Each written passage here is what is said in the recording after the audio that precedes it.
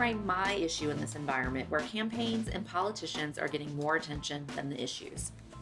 I think it really matters as to whether or not your issue is part of the election discourse, it's on politicians, candidates' agendas, or if it's not. So if your issue is on the ballot, so to speak, you have a lot of opportunities to be out there in the communication space. And it's important to take advantage of those opportunities. There's also a temptation there that you feel like you have to respond to everything and that you're taking the frame that's coming to you from media or from the campaigns themselves. At Frameworks, we're always saying, tell your story, make sure you're driving the framing, make your affirmative case, don't be in a reactive, responsive position.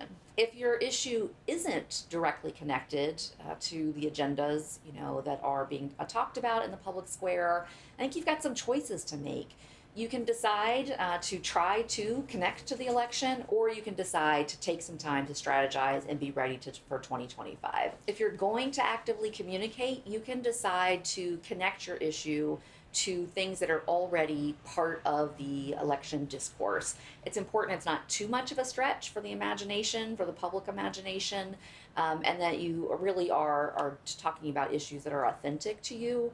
If you decide to take some time to strategize, here I think it's important to remember that framing is, of course, about the content, about the ideas you're putting out there, but there's a strategy to framing. It works more effectively, most effectively, when you are framing in coalition, when you're speaking with a shared voice with others working on the same issue. So if your issue isn't on the ballot, so to speak, then you can take this time to make sure you're building those connections, building those relationships, thinking about the moments in 2025 when it will be most impactful for you all to show up together with a powerful frame.